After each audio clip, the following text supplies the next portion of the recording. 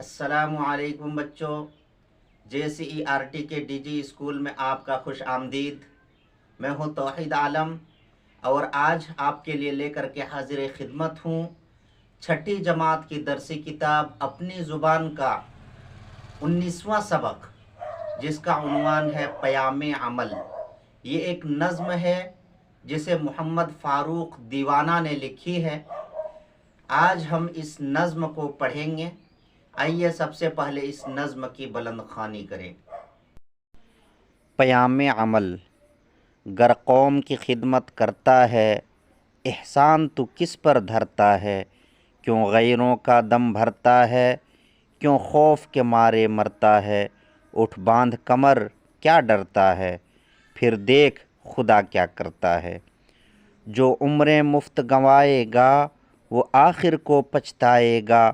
کچھ بیٹھے ہاتھ نہ آئے گا، جو ڈھونڈے گا وہ پائے گا۔ تو کب تک دیر لگائے گا، یہ وقت بھی آخر جائے گا۔ اٹھ باندھ کمر، کیا ڈرتا ہے؟ پھر دیکھ خدا کیا کرتا ہے۔ جو موقع پا کر کھوئے گا، وہ اشکوں سے منہ دھوئے گا۔ جو سوئے گا وہ روئے گا، اور کاٹے گا جو بوئے گا۔ تو غافل کب تک سوئے گا، جو ہونا ہوگا ہوئے گا۔ اٹھ باندھ کمر، کیا ڈرتا ہے؟ پھر دیکھ خدا کیا کرتا ہے۔ یہ دنیا آخر فانی ہے، اور جان بھی ایک دن جانی ہے۔ پھر تجھ کو کیوں حیرانی ہے، کر ڈال جو دل میں ٹھانی ہے۔ جب ہمت کی جولانی ہے، تو پتھر بھی پھر پانی ہے۔ اٹھ باندھ کمر، کیا ڈرتا ہے؟ پھر دیکھ خدا کیا کرتا ہے۔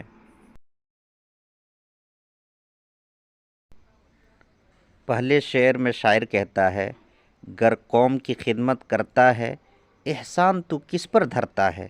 یعنی اگر تو قوم کی خدمت کرتا ہے تو یہ احسان جتلانے کی ضرورت نہیں ہے، بلکہ یہ تمہاری ذمہ داری ہے اور تم پر فرض ہے۔ کیوں غیروں کا دم بھرتا ہے، کیوں خوف کے مارے مرتا ہے؟ شاعر یہاں کہتا ہے کہ کیوں تم غیروں پر بھروسہ کرتے ہو اور دوسروں سے کیوں تم خوف کھاتے ہو؟ اٹھ باندھ کمر، کیا ڈرتا ہے؟ پھر دیکھ خدا کیا کرتا ہے۔ یعنی ڈر کو چھوڑ کر کے اٹھ کھڑے ہوئیے، اس کے بعد دیکھیے اللہ رب العالمین کی مدد کیسے آتی ہے۔ اگر سو کر کے آپ اللہ رب العالمین کی مدد کا انتظار میں رہیں گے تو یہ بہت بڑی بیوقوفی ہے۔ اس کے بعد شاعر کہتا ہے، جو عمریں مفت گنوائے گا، وہ آخر کو پچھتائے گا۔ یعنی جو سو کر غفلت میں اور سستی میں اپنا وقت برباد کرے گا، وہ آخر میں ضرور پچھتائے گا۔ کچھ بیٹھے ہاتھ نہ آئے گا، جو ڈھونڈے گا وہ پائے گا۔ یعنی بیٹھ کر کے کچھ بھی ملنے والا نہیں ہے۔ جو کوشش کرے گا، جو محنت کرے گا، اس کو اس کا پھل ضرور ملے گا۔ تو کب تک دیر لگائے گا، یہ وقت بھی آخر جائے گا۔ یعنی کب تک تو انتظار میں رہے گا، کب تک تو غفلت اور سستی کا شکار رہے گا؟ یہ وقت ٹھہرنے والا نہیں ہے، بلکہ یہ وقت گزر جائے گا۔ اٹھ باندھ کمر، کیا ڈرتا ہے؟ پھر دیکھ خدا کیا کرتا ہے۔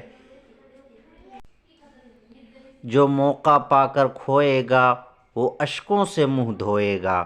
شاعر کہتا ہے کہ جنہیں موقع مل جائے اور موقع کا فائدہ وہ نہ اٹھائے، یعنی جسے وقت میسر ہو اور وہ وقت کی قدر نہ کرے، وہ موقع کو گنوا دے، تو ایک دن ضرور وہ اپنے آنسوؤں سے اپنے منہ کو دھوئے گا، یعنی بہت روئے گا، وہ بہت پچھتائے گا۔ وہ جو سوئے گا وہ روئے گا، اور کاٹے گا جو بوئے گا۔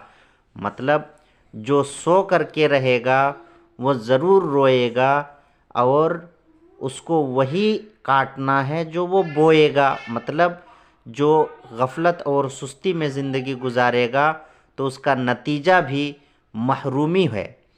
تو غافل کب تک سوئے گا، جو ہونا ہوگا ہوئے گا۔ شاعر کہتا ہے کہ تو غافل بن کر کب تک سوئے گا؟ جو ہونا ہے وہ ہوگا، تو اٹھو اور کام میں لگ جاؤ۔ اٹھ باندھ کمر، کیا ڈرتا ہے؟ پھر دیکھ خدا کیا کرتا ہے۔ یہ دنیا آخر فانی ہے اور جان بھی ایک دن جانی ہے۔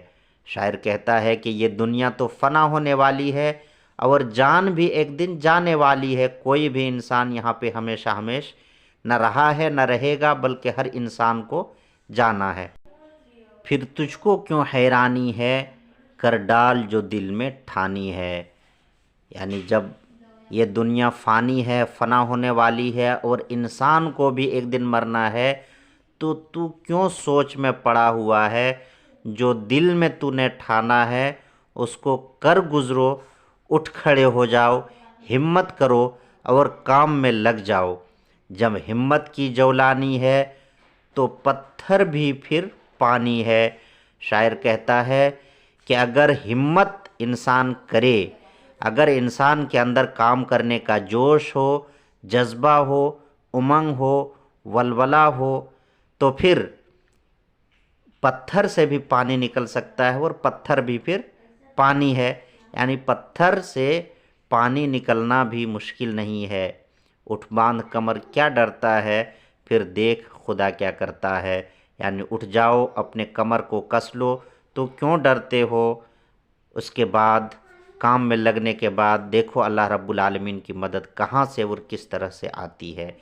یعنی شاعر اس پوری نظم میں کام کرنے کے لیے لوگوں کو ابھارا ہے اور غفلت اور سستی کی چادر کو پھینکنے کی ترغیب دی ہے۔ بچوں، آج کا سبق ہم یہیں پہ ختم کرتے ہیں۔ اب اگلے ویڈیو میں اس سبق کے اگلے حصے کو ہم پڑھیں گے۔